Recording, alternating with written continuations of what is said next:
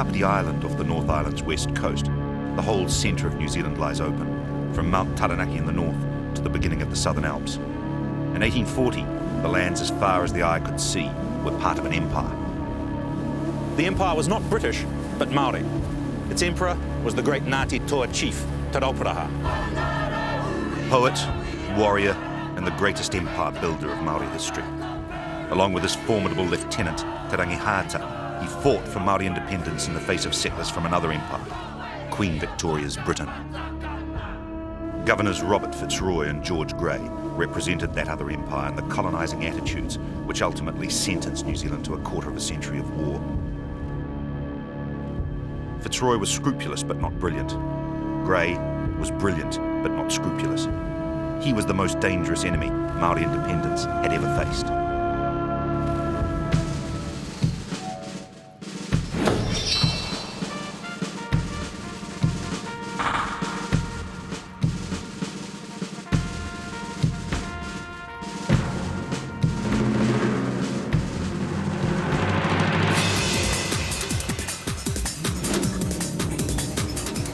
The 19th century expansion of the British Empire was built on convictions of superiority and the military power to make them real. But Maori leaders like Te Rauparaha and Te Rangihata were determined to maintain control over their own lands and destiny.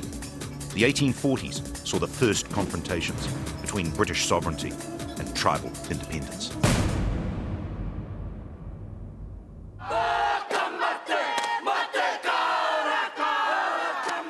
Te Rauparaha was known as the Napoleon of the South. With a clever mix of force and cunning, he built his own empire in the middle of New Zealand, straddling Cook Strait. His strategic genius is obvious every time you look at Kapiti Island. Easy to attack from, difficult to attack. A perfect base for controlling the whole of central New Zealand. Kapiti was one of the keys of Ngati Toa power, but another key was good relations with Pākehā. The whalers and traders of Cook Strait got food, land, protection and wives from Ngati Toa and their allies. In return, they provided the flood of guns which gave the tribe an edge over its enemies.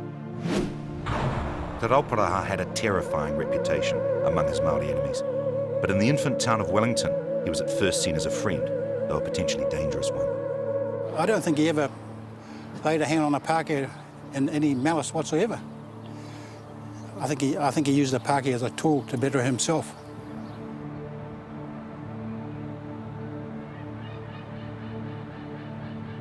To get what he wanted, Te Rauparaha fostered good relations with the settlers. His canoe was regularly seen parked in front of this Wellington tavern, where he'd enjoy a few rums on the house.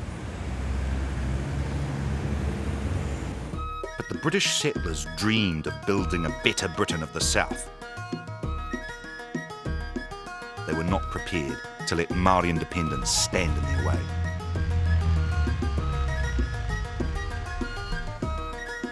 In 1840 and 1841, settlements were established at Wellington and Nelson. Te Rauparaha and his allies were surprised by the size of these instant townships, but they valued them for trade and mana, and at first relations were good. The honeymoon ended when the settlers tried to establish farms on land Maori believed they had not sold. One disputed block was a fertile Marlborough Valley, the Wairau.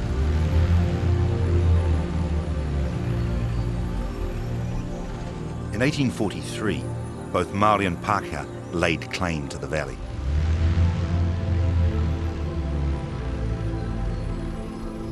Land Commissioner William Spain was given the job of adjudicating between them. But before he had made his decision, the settlers went ahead and surveyed the land for themselves. In response, Te Rauparaha and Te Rangihata went to Wairau to support the local chief Puaha. Together, they expelled the surveyors and burned their hut. The Europeans reacted strongly. 50 armed settlers marched out from Nelson and travelled up the Tuamarino River to teach Ngati Toa respect for British law. On the morning of 17 June 1843, the banks of this river witnessed a tense confrontation between settlers and Maori.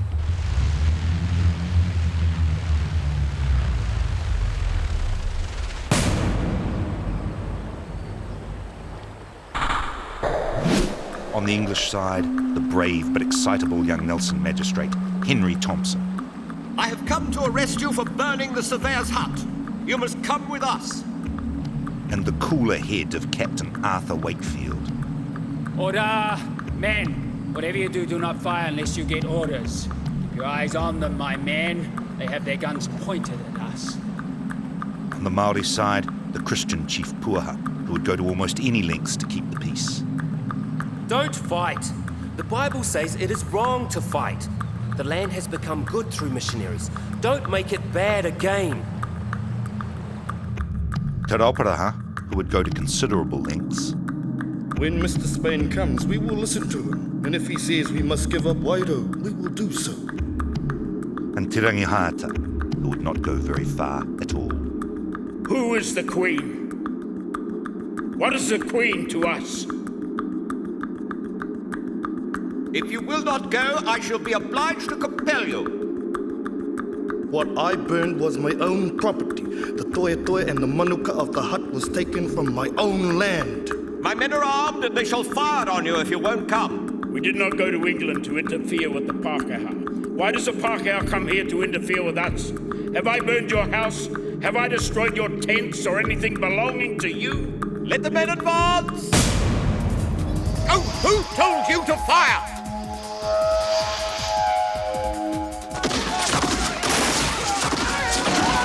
For God's sake, men, come back! The Maoris are upon us! For God's sake, don't attempt to run away! You're sure to be shot!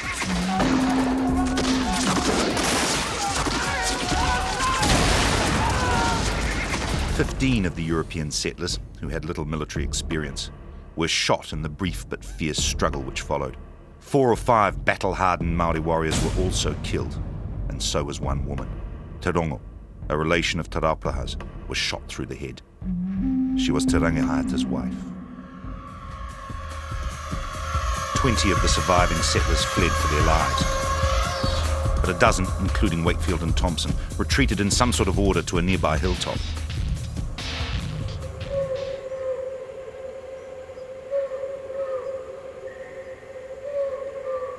Here, they tried to surrender, waving handkerchiefs as white flags. The natives won't understand the white flag. Kate, no! Rauparaha, save me! Did I not warn you how it would be? A little while ago, I wished to talk with you in a friendly manner, and you would not. Now you say, save me. I will not save you. Certainly Thompson could not expect salvation from Te Rangihata, husband of the slain Te Rongo. He just saw red and he couldn't be contained. Right. And he just went about it with the old Mary and hacked some of the people to death. After they'd surrendered. Yeah, after that surrender, yeah. The weapon Te Rangihata used to exact his revenge on the settlers was this greenstone patu, Te Ngati Toa. Patua! Kia maro me te puehu e te puanetau! Kill them that they disappear as the dust that is blown by the wind. The prisoners were killed by repeated tomahawk or mere blows to the head, mostly administered by Te Rangihata himself in revenge for the death of Te Rongo. It's said that poor Henry Augustus Thompson tore his own hair in rage and frustration in his last moments, and some was later found clutched in the stiff fingers of his corpse.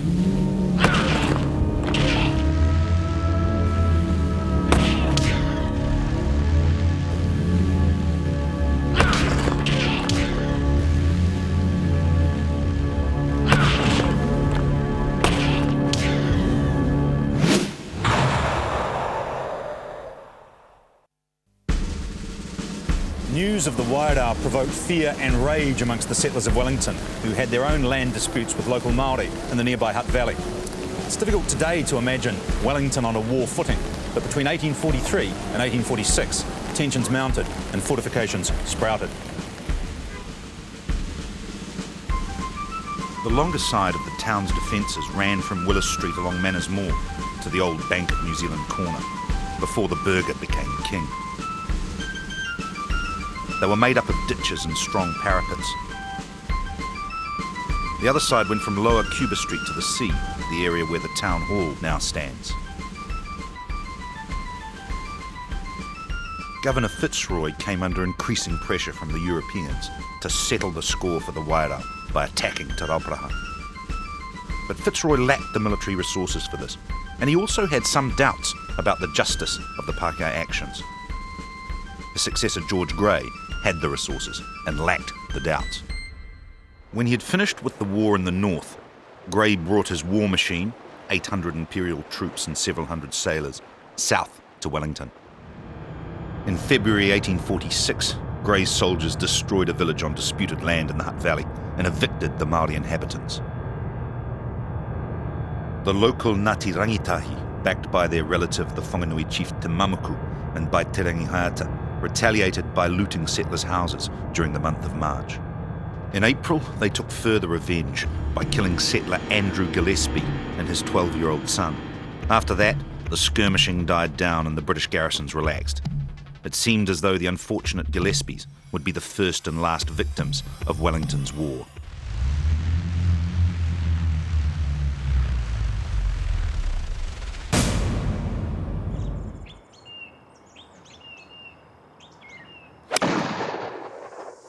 But at dawn on the 16th of May 1846, Te Mamuku attacked a British post at Walcott's Farm. His warriors crept across what are now the fairways of the Hutt Golf Club. I heard a shot. I called to my companion, "Look out, mate, there they are!" And we rushed and found about 250 natives fording the river. Some had reached the picket tent and were firing through it. We took up a position behind 2 trees that had been felled near the barn and fired volleys into them as fast as we could until the Maoris retreated across the river. We found the guard tent riddled with shot. Within it, the men were all dead and very much hacked about. The bugler had 3 cuts on his right arm, 4 on his left, 3 gashes on his forehead, and his mouth cut from ear to ear. And what's more, they stole his bugle. And we afterwards heard them sounding it in the woods. The heroism of the bugler, William Allen, in trying to sound the alarm whilst he was being hacked to pieces, became the best remembered feature of the Battle of Walcott's Farm. In legend, Allen, a 21-year-old man, shrank into a small, heroic boy. His Maori killer grew into a giant.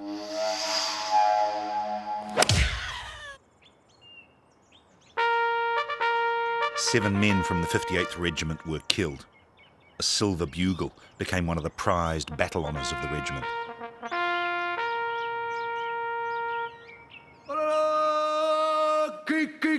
During the winter of 1846, the Maori resistors withdrew from the Hutt Valley. Governor Grey shifted his sights to Porirua Harbour. His target was the firebrand leader, Te Rangihata.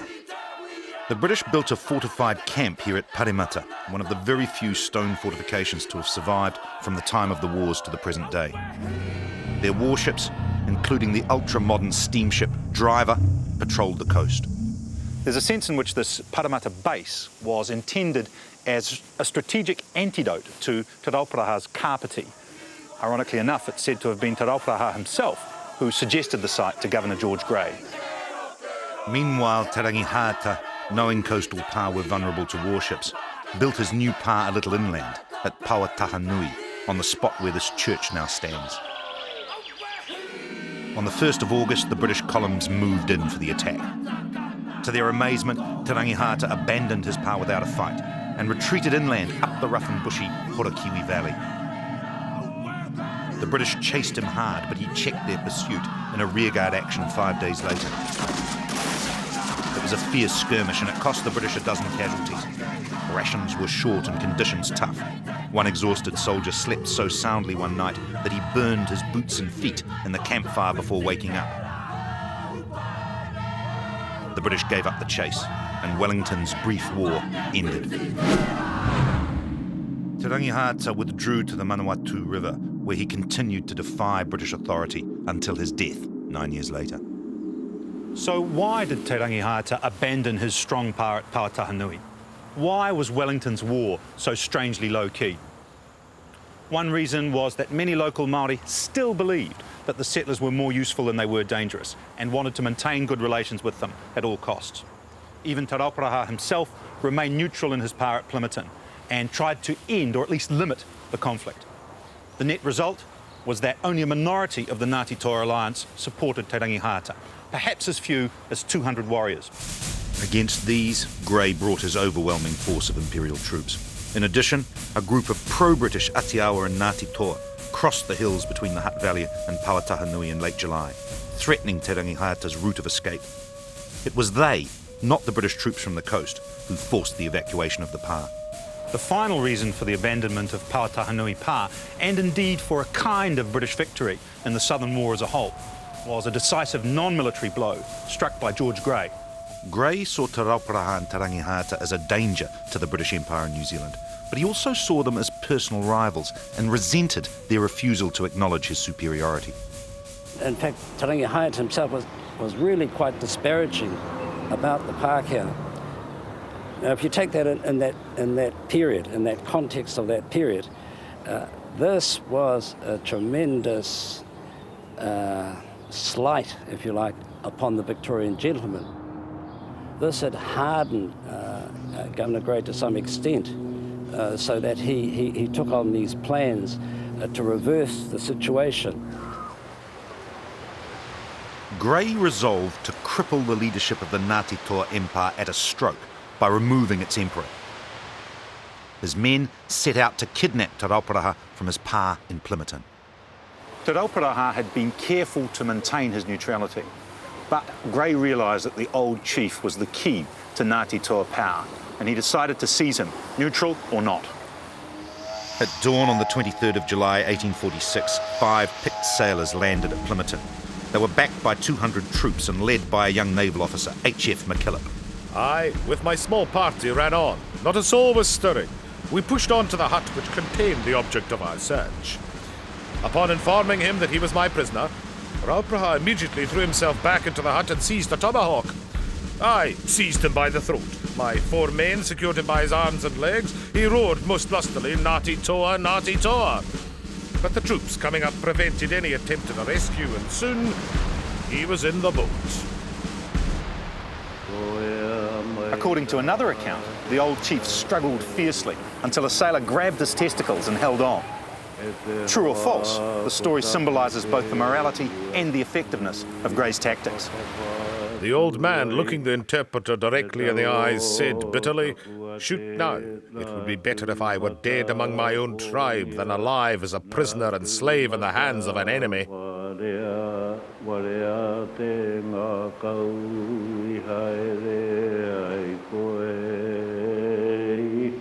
Te Rauparaha was released in 1848, but he never regained his power and he died the next year.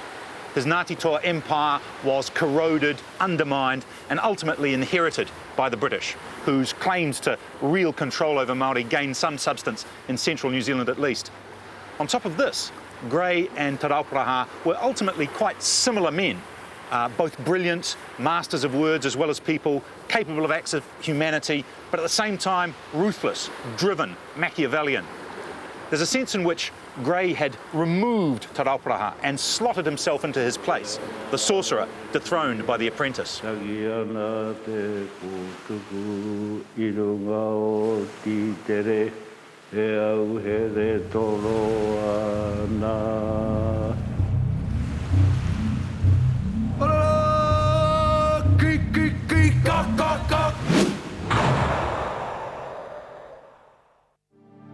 Apart from Te Rangihata and Te Rauparaha, the most prominent Māori leader in the Wellington War of 1846 was Te Mamaku.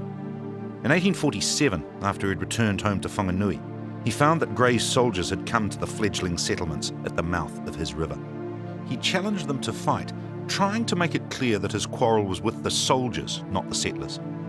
But 6 of his young supporters failed to listen and attacked a settler farm here at Mataraua, near Whanganui. The house they chose was the home of the artist John Gilfillan, his wife Mary, and their 7 children. Gilfillan had spent much of his time recording cooperation with his Māori neighbours. Now his family were to become victims of conflict. In old age, his daughter Sarah still vividly remembered the events of the 18th of April, 1847, when she was just 16. My father and the Maoris were talking quite amicably when suddenly one of them struck him on the back of the head with a long-handled tomahawk. He staggered inside. The blood was streaming from my father's head.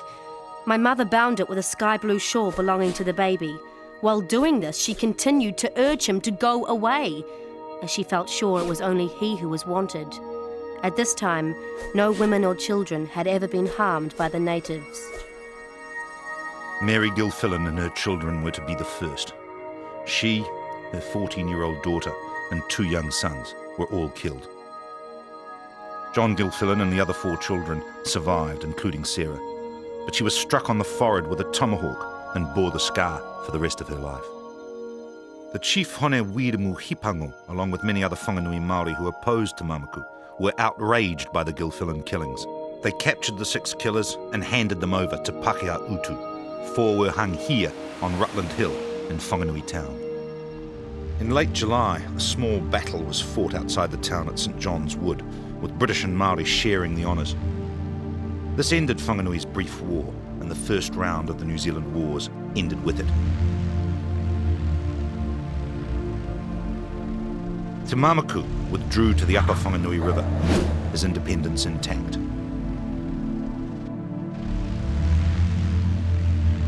John Gilfillan took solace in his painting. By the 1850s, people thought that the New Zealand Wars were history.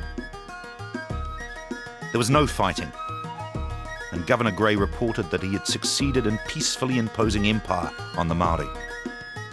Both races already form one harmonious community, professing the same faith, resorting to the same courts of justice, connected together by commercial and agricultural pursuits, and enjoying the same public sports. But sport and commerce were not empire. 20 years after the Treaty of Waitangi, most Māori continued to rule themselves while trading actively with the growing settler population. For many Māori, this meant selling land, not only for the price it fetched, but also to get Pākehā neighbours. Up until the early 1850s, land selling accelerated. In Taranaki and Waikato, however, Māori found a way of plugging into the Pākehā trade without selling land. Using their own carts, canoes, sometimes even their own coastal ships, they sent their produce over long distances to markets in New Plymouth and Auckland. They did not need Pākehā neighbours to get Pākehā trade. This freed them from at least one of the pressures to sell land, and in their regions, a land holding movement began to emerge. It advocated an end to land sales across the whole country. In the mid-1850s, this in turn led to one of the most important developments in the whole of Māori political history, the rise of the King movement. I see no reason why any nation should not have a king if they wish for one. Why should the Queen be angry? We shall be in alliance with her and friendship will be preserved. The governor does not stop fights and murders amongst us. A king will be able to do that. Let us have order so that we may grow as the Pākehās grow. After a series of great meetings involving many tribes, a consensus on kingship was reached. In 1858, a great general of the musket wars, Pōtatau Te Wherowhero, chief of Ngati Mahuta, was anointed Māori king. Although the king movement was centred on the Tainui tribes of the Waikato, support came from nearly 2/3 of the major tribal groups of the North Island. It was a remarkable development in Māori history. What we have here, I think, is something quite close to the birth of a Māori people as against a collection of disunited tribes. This was as important to Māori politics as Kāwati's modern pā were to Māori warfare. At first, Pōtatau had good relations with the Pākehā, and he tried to make it clear that the king movement was no threat to them. But land sales abruptly slowed down. Māori began to look more united, and Māori independence looked more permanent. In 1855, Colonel Thomas Gore Brown replaced George Grey as governor. Brown wanted to get New Zealand's great future as the Britain of the South back on track. He needed a test case, a local incident which would restart land selling and teach Māori quickly and cheaply that the country was to be ruled by Queen Victoria and not by King Pōtatau. Brown found his opportunity here in Taranaki, on the banks of the Waitara River. The British settlement of New Plymouth had been founded close to Waitara in 1842. For many years, it had cooperated peacefully with the Maori communities of Taranaki. But the settlers of New Plymouth cherished their dreams of a great future, and they thought progress was too slow. Well, when the settlers wanted to expand from New Plymouth, they weren't satisfied with the amount of territory they had available. And they were very envious of the vast amount of produce that was being brought out of this valley. And they wanted to come out here and expand and use what wasn't in full use by the Maori. They wanted to extend and build new farms, break in new territory, and do what they intended to do when they first left England. The New Plymouth settlers' dissatisfaction with the 60,000 acres of Taranaki land they had bought was intensified by their town's lack of a decent harbour. Waitara could provide a harbour and unleash their retarded progress. But between them and Waitara stood the Atiawa chief, Wiremu Kingi Te Rangitake. During the Wellington War of 1846, Kingi, who was then living in Waikanai, had supported the British against Te Rauparaha. In 1848, he and his people returned home to the Waitara, to their ancestral lands, where a few of their kin had been keeping the fires of ownership burning. Wiremu Kingi was determined not to sell. Listen, Governor, I will not permit the sale of Waitara to the Pākehā. Waitara is in my hands. I will not give it up. I will not, I will not, I will not! The tribe split into two factions, landholders and land sellers. Between 1854 and 1858, these two factions fought quite a bitter civil war in which something like 100 people were killed and wounded. The landholders were led by Wiremu Kingi and openly supported by the tribes of South Taranaki. The land sellers were secretly supported by the settlers and led by Taira Manuka and Ihaya Te Kirikumara. The Atiawa feud ended in 1858, but the very next year, Taira offered 600 Waitara acres to the government. Kingi, the senior chief, vetoed the sale, but Taira, backed by Ihaya, persisted with his offer. With the Atiawa divided, Governor Gore Brown seized his chance to teach Maori who really ran the country. Ignoring the ruling of the senior chief, he accepted Taira's offer. His Excellency the Governor has instructed the Honourable Colonel Gold to take possession without delay of the land at Waitara sold to the Crown by Te Taira. When Governor Gore Brown sent his land surveyors onto the Waitara block in February 1860, Wiremu Kingi's supporters turned them back. So the governor sent in his troops. The first shots of the Taranaki War were fired here on the 17th of March, and New Zealand plunged into conflict. This is the place where New Zealand's Great Civil War of the 1860s began. You can imagine what the equivalent site in the United States would be like. 300-foot monument, tourist mecca. In New Zealand, this is it.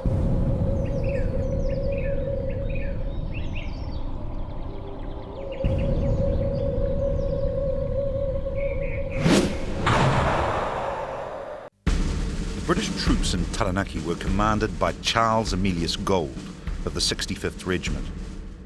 He was arguably a better painter than a soldier, and he was not a very good painter.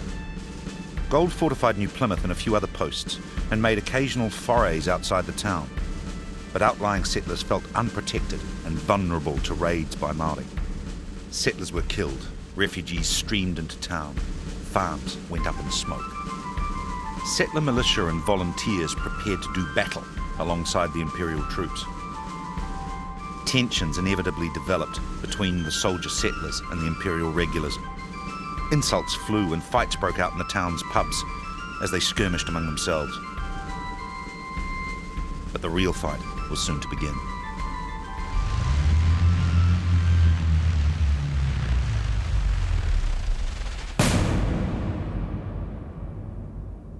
Waireka, south of New Plymouth, was the site of the first battle proper of the Taranaki War. On 28 March 1860, two columns of troops, one of Imperial regulars and the other of settler militia, marched out from New Plymouth against Maori raiders.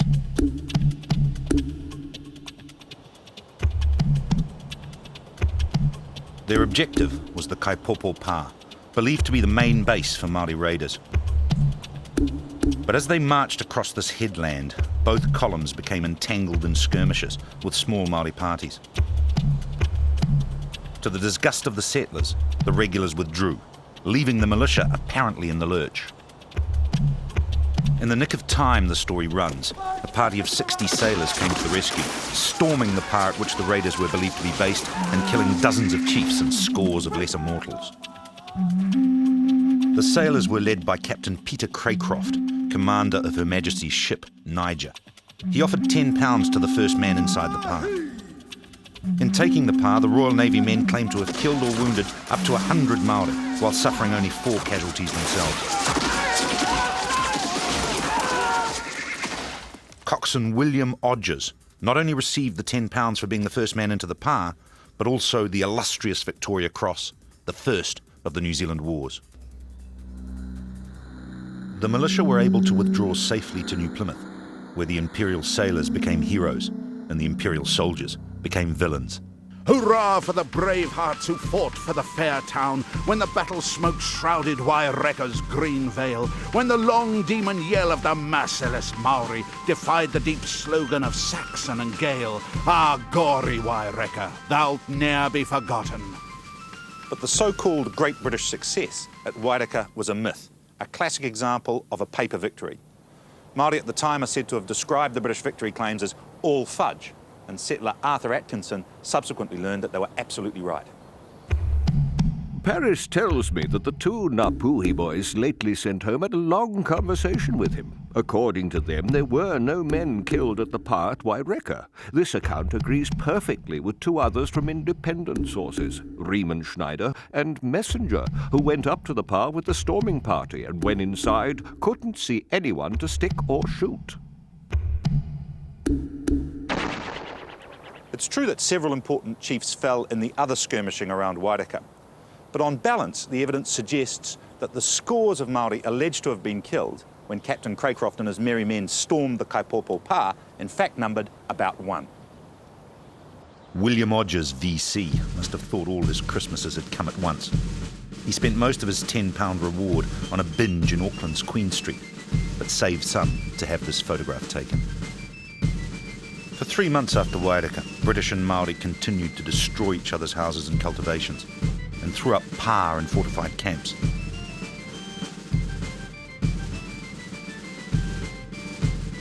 Both sides focused on getting reinforcements. More Imperial regiments arrived to join the 65th, the 14th from Ireland, the 12th and 40th from Australia, and the 57th from India. Eventually, over 3,000 Imperial troops were based here at New Plymouth, along with several hundred local militia and volunteers, 100 so-called friendly Māori, and the crews of no less than 6 warships. Wiramukingi and his South Taranaki allies now faced the assembled might of the British Empire. And the big question was whether they could find enough reinforcements of their own to make a fight of it. Their only chance of really substantial help lay with the newly formed Māori King movement. The Kingites were divided on the question of war with the Pākehā. Wiramu Tamihana Tarapipi of Ngati Toa, known as the Kingmaker and now recognised as the outstanding statesman of his day, Māori or Pākehā, wished to unite Māori but not fight the Pākehā. I seek some plan by which the Māori tribes should become united. They should assemble together and become one like the Pākehās. I do not desire to cast the Queen from this island, but from my peace. I am the person to overlook my peace. Another influential Kingite leader, Rewi Maniapoto of Ngati Maniapoto, was less peacefully inclined. Pākehā portrayed Rewi as a firebrand and warmonger, but it is fairer to call him a realist. If the governor could impose his will on Wiramukingi and Taranaki, who would be next? To decide which view should prevail, the King movement sent a delegation to Taranaki to investigate the causes of the Waitara quarrel. The envoys came down against the land sellers and took their findings back to the King's capital at Ngaruawahia. King Pōtatau had just died and been replaced by his son, Tawhiao. Rewi Maniapoto asked the new king for permission to send a war party to help the Atiawa. King Tawhiao agreed. Governor Brown's attempt to impose sovereignty on the chief had backfired badly. Rewi ordered his warriors to Taranaki. The Ngati Maniapoto party was not large, 140 warriors in all. It did not represent a full-scale commitment of the King movement to the Taranaki War. But what it did do was significantly broaden Te Atiawa's support and give them a chance of attempting something really major against the big British forces.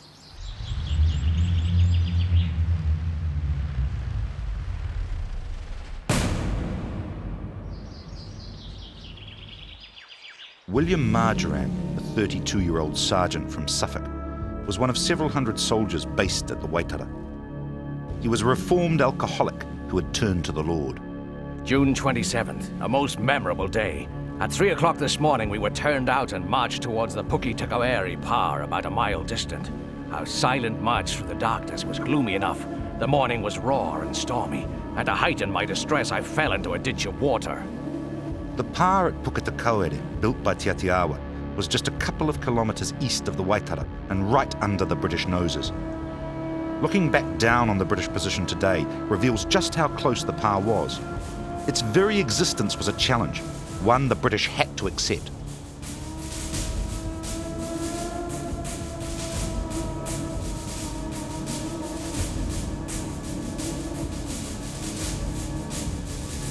We opened fire with a cannon at 7 o'clock.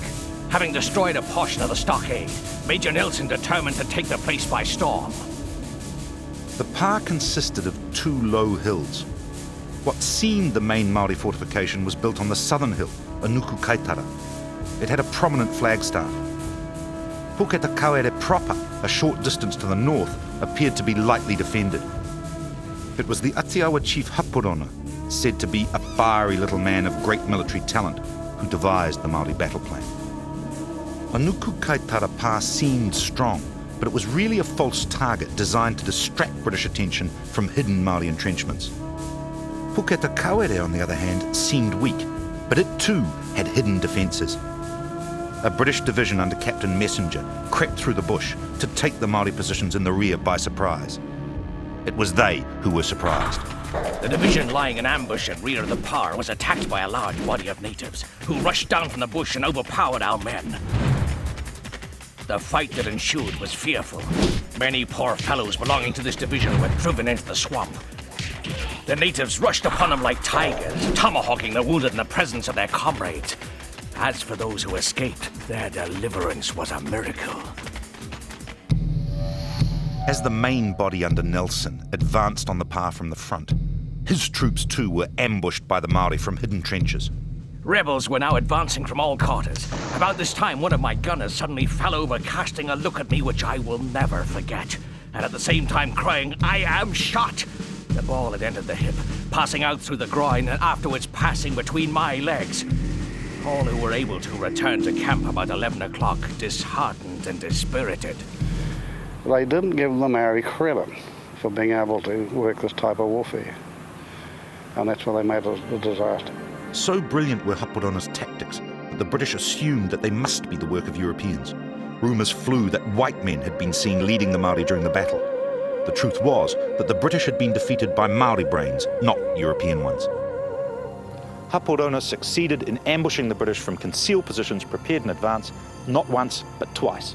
But on top of this, the very essence of the success of his battle plan was that he used the same warriors to attack Messenger's division on this hill and then move them across to attack Nelson's division on that hill. In short, the Maori fought one battle while forcing the British to fight two. Our loss amounted to 32 killed and 33 wounded, about 18%. Thank God my life was spared. What an awful thing to fall into the hands of these unmerciful savages. The sights we witnessed today were truly horrifying, nor can they ever be erased from my memory.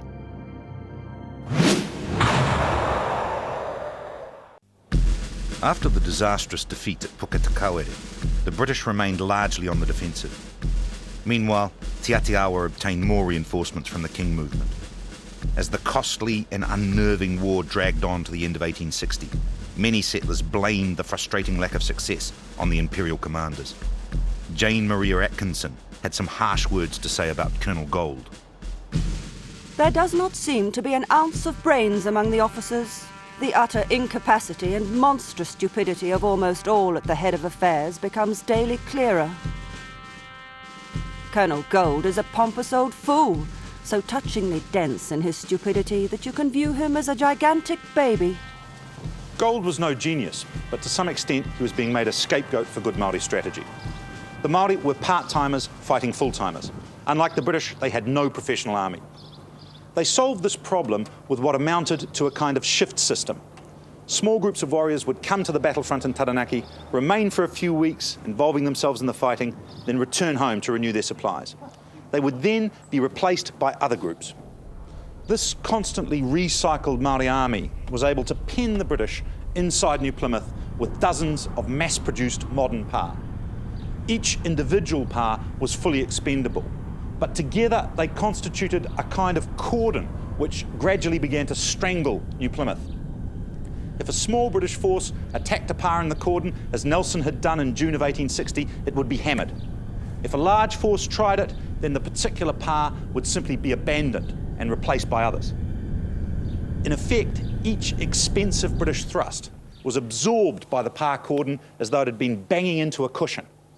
And it gradually began to dawn on the British that there was simply no point in taking empty pa. Sing a song of sixpence, a tale about the war. 24 niggers cooped up in a pa. When the pa was opened, not a nigger there was seen. Is not that a jolly tale to tell before the Queen? From the safe bases of their pa, the Maori were able to mop up the New Plymouth settlers' property and livestock and tighten their siege of the town. Whereas active military operations are about to be undertaken by the Queen's forces against the natives in the province of Taranaki, I do declare that martial law will be exercised throughout the said province. For the settlers, it meant living by proclamation.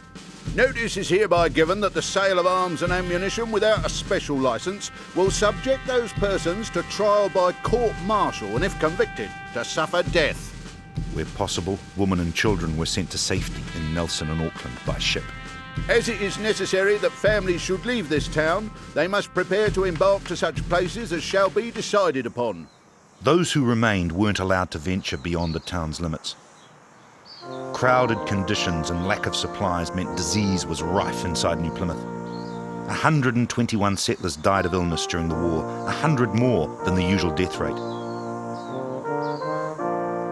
These people were as much victims of the Taranaki War as soldiers killed on the battlefield. It was a tense and fearful existence.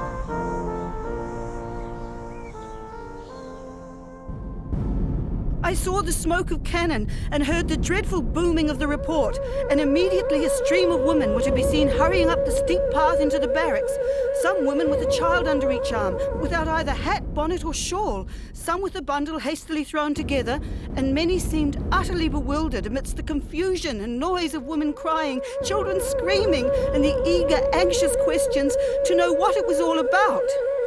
Even Sergeant Marjoram began to despair. This once beautiful province is now desolation, destroyed by the ruthless hands of the savage Maori. Our position is very perilous. We are beset by savages on every hand. Lord, thou can save the helpless. Again I pray to thee to have compassion on my wife and child and upon all the helpless in New Plymouth, for Jesus Christ's sake. On the 5th of August, 1860, God answered. Major General Thomas Simpson Pratt, commander of all the British forces in Australasia, arrived. Pratt was a 63-year-old veteran of wars against the French, Chinese and Indians. Along with his leading subordinates, Colonels Thomas Mould and Robert Carey, he devised a plan to win the Taranaki War. The plan was based on sapping, the process of digging protected trenches up to a fortification until they were so close that an assault from them could not be stopped. The trenches were lined with gabions, cylinders made from brushwood and filled with earth. For the first 3 months of 1861, Pratt sapped on a grand scale, digging his way through a series of pa on the Waitara River and building no less than 8 big redoubts of his own to hold the ground gained.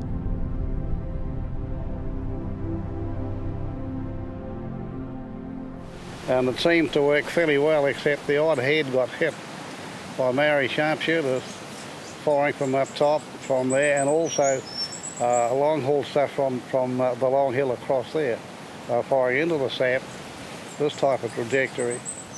And they got a few. They were not completely happy with it. In the initial stages of making it, the soldiers would retire to the redoubt When they came back in the morning, most of their work had been filled in. This is all that remains of General Pratt's long sap. The hitch with the whole system was that sapping was a siege method. It was designed to take positions that were completely encircled, that had no route of escape. In Taranaki, of course, Maori pa always did have a route of escape. So here, sapping was a siege method without a siege. When Pratt's sap came too close, Maori simply abandoned their pa and moved on. Pratt's saps did dig deep into the Maori pa cordon, threatening to breach it eventually. And they did provoke a brave but unsuccessful Maori attack on Number 3 Redoubt on the 23rd of January, 1861. This attack was the worst Maori mistake of the entire Taranaki War. It cost them at least 40 lives. During the trench warfare of early 1861, Maori raided the sap heads, ambushed British working parties, and tried every trick in the book to confuse the enemy, including mimicry. The natives were sounding regimental bugle calls and amusing themselves by calling out in excellent English the various military commands, such as "to the right incline," "fix bayonets," "now, my lads, charge." Above all, they strengthened their own defences, building new pa as Pratt chewed up the old. So while the British dug away on one side of the pa cordon, the Maori dug away on the other, and the whole strange spade race might have ended up in Gisborne in another 50 years. Realising this, the British negotiated a truce with Hapurona, and in late March 1861, the Taranaki War ended in stalemate. As the fighting ground to a halt, leading settler James Richmond wrote, General Pratt and his sappy procedure would absorb 10,000 men at the Waitara and look for more. We are all, I think, more depressed and hopeless than ever. General Pratt's conduct begins to look more and more idiotic. Richmond's brother composed the first Pākehā nursery rhyme. General Gold was not very old, and General Pratt was not very fat, but all the motions of General Gold were as slow as if he'd been fat and old, and all the motions of General Pratt were as slow as if he'd been old and fat. The Richmonds were unfair to Pratt and Gold, who after all could not really be blamed for Māori's skill. But they were not unfair about the overall result of the Taranaki War. Uramukingi did lose the Waitara. He and his allies did suffer other losses in people and resources which they could ill afford. But when books published in London claimed that General Pratt had led an ever-victorious army, the New Zealand settlers laughed bitterly. Only a tiny minority of Te Atiawa actually made formal peace. The New Plymouth settlers lost £200,000 worth of property, 7,000 acres of territory, and their great future was placed on hold until the advent of dairying in the 1880s. Above all, the British failed in their attempt to crush Māori independence on the battlefields of Taranaki.